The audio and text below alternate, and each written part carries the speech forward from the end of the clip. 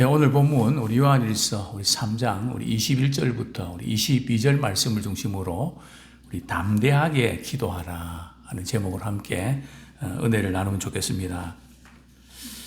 마지막 시대가 되면 사람들의 그 정신 세계 또 영적 세계가 어떻게 될까? 가장 약해지기 쉬운 부분들이 앞으로 지금 이제 이전 20세기보다 지금 21세기는 한 10배가량 고통과 불안과 두려움이 점점 더 강해지는 시대가 도래할 것을 예고하고 있습니다. 정말 그런 것 같습니다. 점점 악해지고 또 강팍해지고 그래서 신자든 불신자든 위축되고 담대하지 못한 그런 면들이 아마 일어나게 될 것을 이제 예고하고 있는데요. 21세기에 참 그 도전이 만만치 않은데요. 그럴수록 우리는 담대함이 절실히 필요한 시대입니다.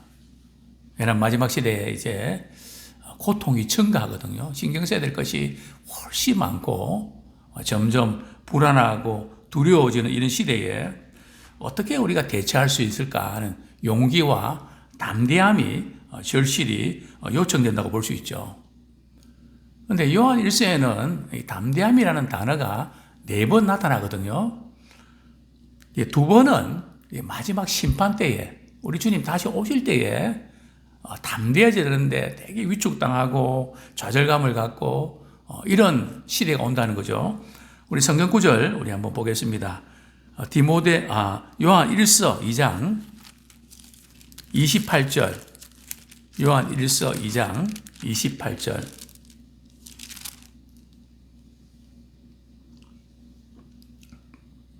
같이 한번 읽겠습니다. 시작.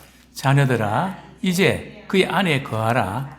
이는 주께서 나타나신 바 되면 그가 강림하실 때에 우리로 담대함을 얻어 그 앞에서 부끄럽지 않게 하려 함이라. 마지막 일이 주님 오실 때에 우리에게 필요한 부분들은 이제 담대함인데 그러나 이렇게 제가 이전에 우리 신자들과 또 저 자신과 오늘날의 우리 성도들 또 우리 자신의 모습을 바라볼 때 잃어가고 있는 것이 있다면 이 담대함, 신앙생활 담대해야 되거든요.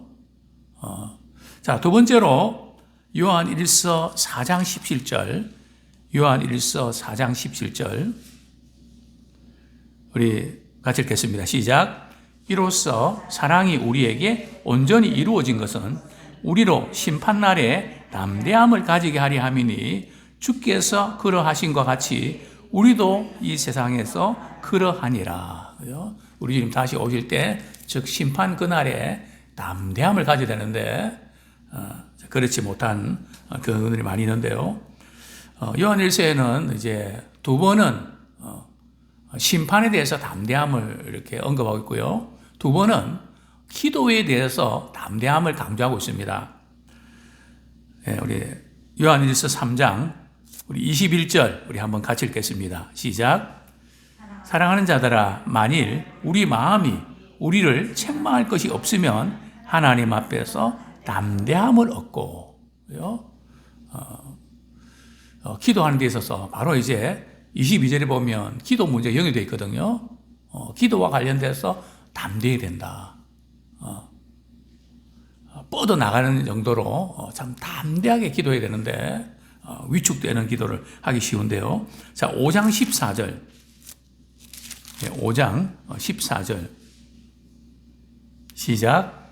그를 향하여 우리가 가진 바 담대함이 이것이니 그의 뜻대로 무엇을 구하면 들으심이라. 그죠? 기도할 때에 이 담대함으로 이제 기도하는 것을 이제 강조하고 있는데요. 오늘 우리 본문 21절 우리 3장 21절 22절 보면 책망할 것이 없으면 우리가 하나님 앞에서 담대함을 얻고 무엇이든지 구하는 바를 그에게서 받나니. 근데 이제 우리가 이 사실을 너무 잘 아는데요. 우리 담대하게 기도할 때에 우리 응답을 받게 되는데 근데 문제는 우리 하나님 앞에서 우리 마음이 책망할 것이 없는 그런 상태에 우리가 있다는 것이 과연 가능할까? 자신이 없는 그런 모습을 발견합니다. 어쩌면 우리는 나이가 들어가면 들어갈수록 담대함이 꺾이는 것 같아요. 뭐 건강이나 체력 때문에 그럴 수도 있지만 인생의 경험 때문에 자신의 한계를 알기 때문에 뭐 그런 거 있잖아요. 무식하면 용감하다고. 그죠? 뭘 조금 알면은 뭐 이렇게 담대한데 조금 많이 알면 이런 면도 있고 저런 면도 있으니까 사실은 담대하지는 못합니다. 어쨌든 여러 가지 요인들이 있는데 과연 어떻게 우리가 담대하게 기도할 수 있을까? 마음에 책망할 것이 없어야 되는데 우리 한 주일을 살아보고 또 하루를 살아보고 마음에 책망할 것이 없을 수가 있을까요? 마음에 꺼리끼지 않는 뭐 그런 어떤 경우들이 있을까요? 현실적으로 도대체 지금 이것이 담대함을 얻어야 된다는 걸 알겠는데 이것이 어떻게 가능한가? 저는 한 두 가지로 좀 말씀을 드리고 싶습니다. 첫 번째로 용서의 확신 때문에 담대하게 기도할 수 있습니다. 우리는 늘 죄 용서함을 받았지만 또 죄를 짓게 되고 또 잘못하게 되고 그런 것 때문에 늘 우리는 죄책감을 느끼면서 또 꺼리낌이 있습니다. 그런데 말이죠. 사단은 우리에게 이런 우리의 모습을 보고 고소고발을 하죠. 고소고발의 달인이 바로 사탄이고 마귀입니다. 이름 자체가 해방자, 고소자거든요. 그러면서 우리가 기도할 때에 또 봉사할 때에 끊임없이 우리를 하여금 너 죄는 용서 못 받아. 너 주제를 알아야지. 너 꼴을 알아야지. 너가 뭐 믿음 있다고 그러냐. 너 그런 죄 지었잖아. 너 이런 죄도 지었잖아. 그러면서 우리가 기도할 때 말이죠. 계속 공격이 들어옵니다. 사실 기도는 말이죠. 우리가 믿음으로 담대해질 수 있는가 아니면 꺾이는가 이 싸움이거든요. 그런데 이런 부분에서 우리는 좀 위축되기가 쉬운데 그러나 분명히 우리는 용서에 대한 확신을 우리 갖게 되는데 뭐 용서에 대한 확신은 우리가 두 가지를 통해서 우리 갖게 되죠. 우리 히브리서 4장 16절 히브리서 4장 16절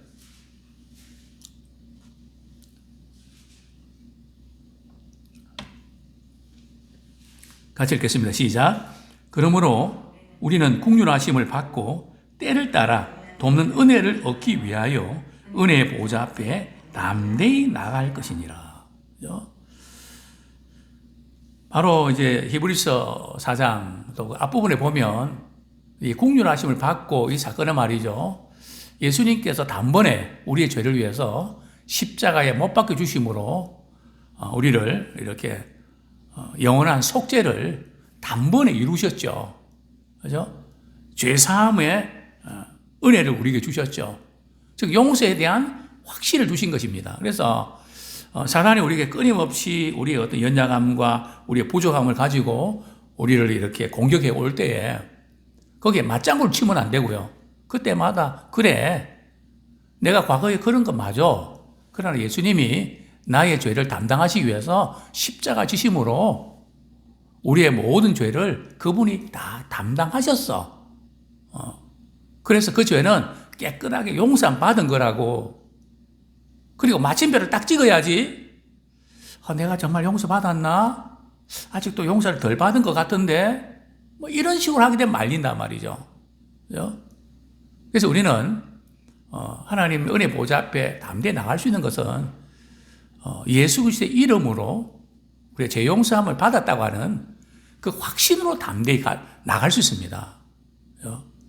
그것 외에는 우리 담대히 나갈 수 없습니다. 우리 자신이 행한 것으로는 우리가 담대히 나갈 수가 없단 말이죠.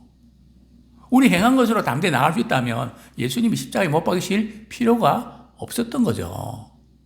근데 우리는 자꾸 이렇게 우리 자신이 이렇게 행한 그 어떤 거, 거기에 우리가 마음이 빼앗겨서 늘 위축당하는 그런 모습들을 우리가 발견합니다.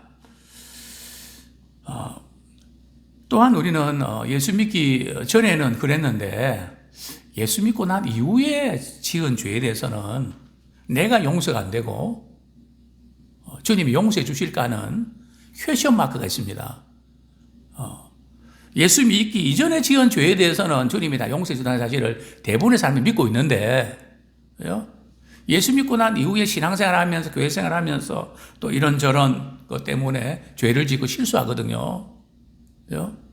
그런 문제에 대해서는 용서를 못한다. 용서가 안 된다. 이렇게 하는 분들이 많이 계신데 우리가 잘 아는 대로 우리 요한 1서 9절 말씀, 요한 1서 9절 말씀 1장, 요한 1서 1장 9절 말씀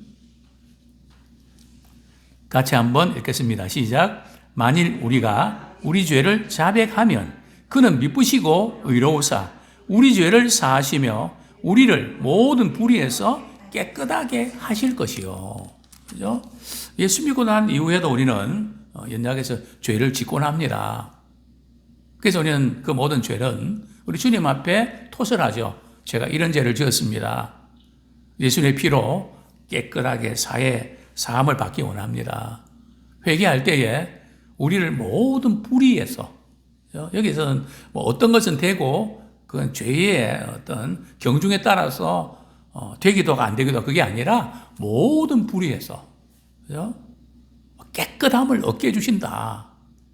이것이 바로 용서에 대한 확신이죠. 이 용서에 대한 이 확신을 가지고 은혜의 보좌 앞에 우리가 담대히 나가서 기도할 때에 우리 하나님께서 응답해 주시겠다고 말씀하신 거죠.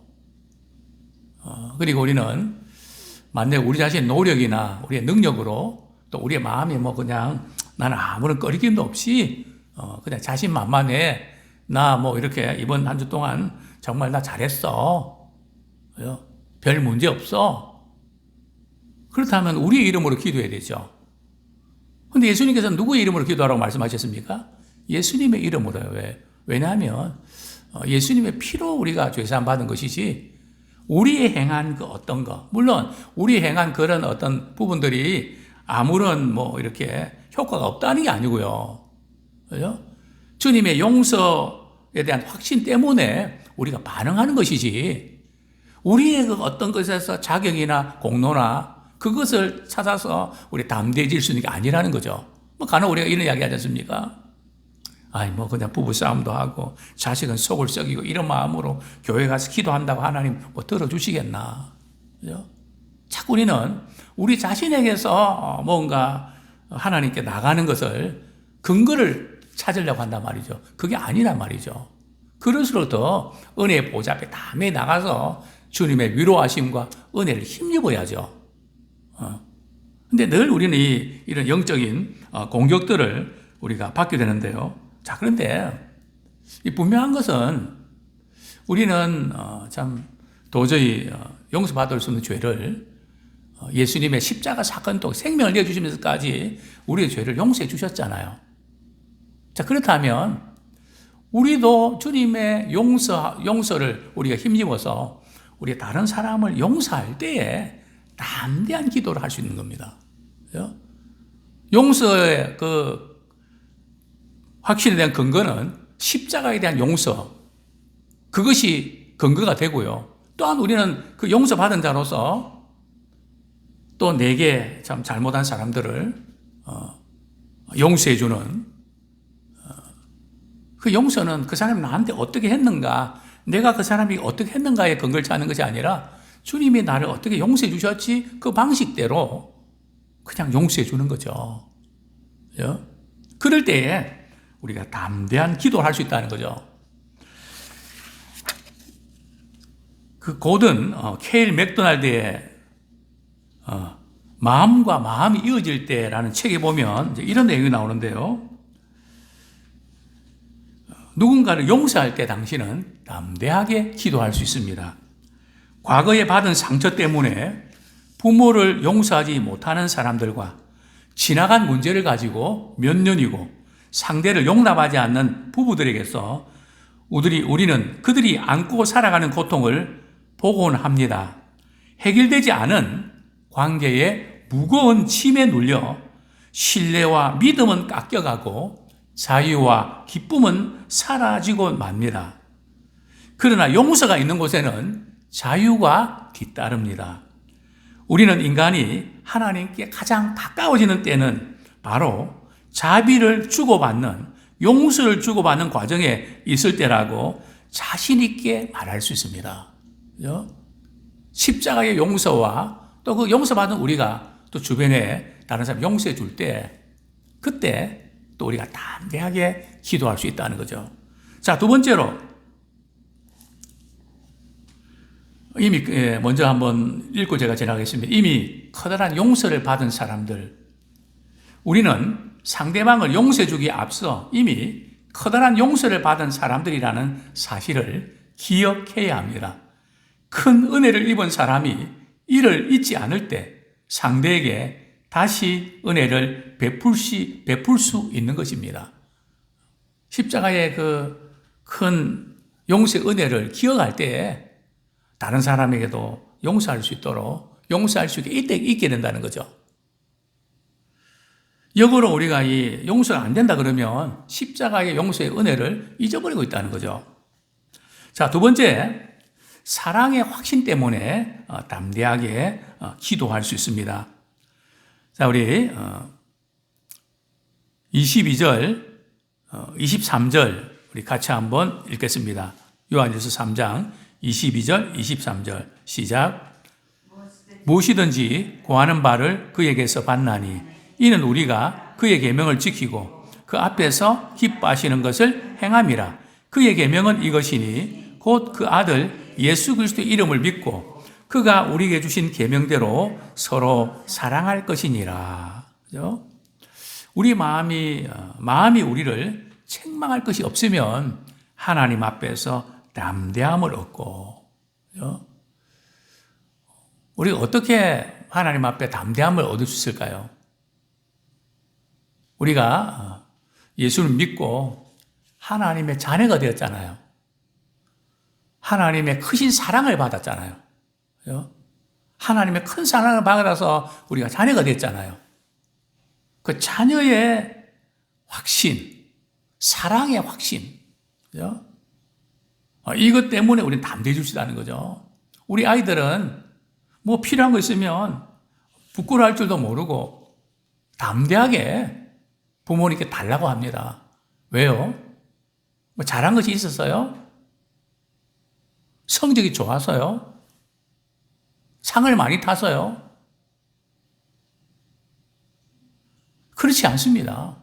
내가 자녀이기 때문에, 부모가 나를 낳았기 때문에, 부모가 나를 사랑하기 때문에, 그 사랑에 대한 이 확신 때문에 부모님한테 담대히 나가죠. 그죠? 때는 잘못해서 매를 맞고 나서도 말이죠. 울면서도 말이죠. 잘못하다 그러고 용서 구하고, 그리고 언제 그런 일이 있었던 것처럼 그냥 담대하게 말이죠. 예전처럼 돌아가는, 즉 사랑에 대한 확신 때문에 우리를 끝까지 사랑해 주시고 끝까지 용서해 주시는 그것 때문에 우리가 담대해질 수 있다는 거죠. 자, 그런데 이제 문제는 오늘 본문에 보면 우리 마음이 우리를 책망할 것이 없으면 하나님 앞에서 담대함을 얻고 용서에 대한 확신과 하나님의 사랑에 대한 확신을 분명히 가져야 된다는 건 맞는 것 같은데 좀 다른 면을 분명히 말씀하고 있거든요. 마음에 책망할 것이 없으면 그게 구체적으로 뭘 가리키는 걸까요? 그의 계명을 지키고 그 앞에서 기뻐하는 것을 행하는 거거든요. 뭐 그런 것들이 굉장히 많은데 그럼 구체적으로 뭐냐? 그게 바로 23절에 보면 서로 사랑할 것이니라. 서로 사랑할 것이니라. 그렇습니다. 우리 하나님의 사랑을 받은 우리는 말이죠. 그 사랑을 다른 사람들에게 흘려보낼 때에 하나님의 자녀라는 확신을 갖게 되고요. 아, 내가 그리스도께 속한 사람이구나. 그러면서 진리 안에서 참된 평안을 누리게 된단 말이죠. 성경에 보면 온전한 사랑은 하나님의 사랑 안에서 말이죠. 또한 다른 사람들이 그 사랑을 흘려보낼 때에 온전한 사랑이라고 그랬거든요. 그게 바로 우리 요한일서 우리 4장 17절, 18절 한번 같이 읽겠습니다. 4장 17절, 18절 시작. 이로써 사랑이 우리에게 온전히 이루어진 것은 우리로 심판날에 담대함을 가지게 하려 함이니 주께서 그러하신 것 같이 우리도 이 세상에서 그러하니라. 사랑 안에 두려움이 없고 온전한 사랑이 두려움을 내쫓나니 두려움에는 형벌이 있음이라. 두려워하는 자는 사랑 안에서 온전히 이루지 못하였느니라. 온전한 사랑은 바로 하나님의 사랑을 우리가 받아서 말이죠. 그 사랑을 다른 사람이 흘려보낼 때에 온전한 사랑이 된다는 거죠. 그럴 때에 두려움에서 벗어난다는 거죠. 어떤 분들은 두려움에 사로잡혀 참 평생을 고생하는 분들이 계시거든요. 또 어떤 분들은 사랑하는 사람 먼저 보내고 자녀를 먼저 보내고 그럴 때에 자신도 모르게 어느 순간 두려움이 엄습해서 굉장히 힘들어하는 것을 많이 보게 됩니다. 두려움을 어떻게 극복할 수 있을까요? 저는 그렇게 이야기합니다. 하나님을 믿는 우리 자녀들에게는 하나님의 사랑을 흘려보내십시오. 힘들고 어려울 만큼 그걸 계기로 삼아서 그 사랑을 흘려보내십시오. 그러면 당신의 우울증은, 두려움은 사라질 것입니다. 성경 말씀했잖아요. 온전한 사랑은 두려움을 내쫓는다 그랬거든요. 그래서 우리는 하나님의 그 사랑을 받았는데 그 사랑을 이제 받고 나서 말이죠. 사랑에 대한 우리 너무 잘 알거든요. 근데 이런저런 이 때문에 사랑을 하지 못하는데 신앙생활은 하나님께서 말씀하신 대로 순종하는 게 어려울까요? 순종 안 하는 것이 어려울까요? 사실은 안 하는 것이 훨씬 어렵습니다. 왜 어려운가 하면 말이죠. 사랑해야 되는데, 해야 되는데, 그러면서 안 하는 게 너무너무 괴로운 거죠. 너무너무 힘든 거죠. 그죠? 차라리 사랑할 때는 힘들지만, 사랑하고 나면 좋은데, 그죠? 해야 되는데, 그러면서 계속 시달린단 말이죠. 그죠? 근데, 사랑하면 다 풀어지는데, 그죠? 관계가 회복되는데, 이걸 계속 연기 시정을 하고 미룬다는 거죠. 그죠? 정말 이 사랑의 리콜, 지금 이제, 제가 타고 다니는 우리 교회 차가 이제 화재가 날 수 있다고 이제 이렇게 리콜 문자가 왔습니다. 오늘 전화를 해서 수리를 받으러 이렇게 가려고 그러는데, 뭐가 막 이렇게, 부품에서 문제가 있어갖고, 그걸 수리 안 하면은 차가 불이 날 수 있다고. 그죠? 그래서 이제 리콜이 지금, 이렇게 됐는데요. 우리 용서도 마찬가지입니다. 용서해야지 했는데, 이게 수리가 안 되면 일이 터진단 말이죠. 그래서, 우리 하나님께서는 이렇게 하라고 말씀하실 때는 참 이유가 있다. 그죠? 하나님의 사랑을 받은 자로서 이제는 그 사랑을 이제 흘려보낼 때에 우리 기도가 달라집니다. 정말 우리 기도는 담대하게 기도해야 되거든요. 크게 기도해야 되고요. 그죠? 그저 사소한 거, 고만고만한 기도하는 것이 아니라, 하나님의 자녀로서 말이죠. 담대하게 기도하는. 도저히 말이죠. 일어날 수 없는 일들까지도 자녀이기 때문에 말이죠. 그냥 담대하게 기도할 수 있는 그런 우리가 되기를 소원합니다. 마지막으로 이렇게 중국의 윈조우시의 한밤중에 집이 무너지는 사고가 발생했는데요. 많은 가구들이 그냥 무너지는 바람에 고작 6명 정도만 살아남고 이제는 더 이상은 살아남을 수 있는 가능성이 이제 없다고 이제 생각돼서 그래도 이제 매몰 작업을 이렇게 구조 작업을 계속 하는데 말이죠. 돌을 파헤쳐 보니까 어느 부부가 말이죠. 십자 모양으로 뭔가 이렇게 보호하는 그런 모습을 발견해서 보니까 그 아이가 말이죠.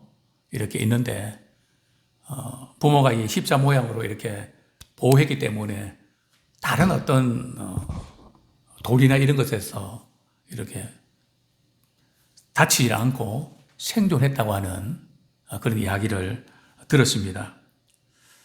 자기 목숨보다 아이의 목숨이 더 소중하니까 그 목숨을 내어 던지는 그 부모의 그 사랑. 우리 하나님은 자신의 독생자를 우리를 살리시기 위해서 생명을 내어주셨던 그 십자가의 그 사랑을 우리는 입은 사람들입니다. 아무쪼록 용서에 대한 확신을 가지고 또 그 용서를 흘려보내면서 또 사랑에 대한 확신을 가지고 하나님의 자녀라고 하는 그 확신을 가지고 또 그 사랑을 흘려보내면서 담대한 기도의 사람 또 간증의 주인공이 되기를 축원합니다.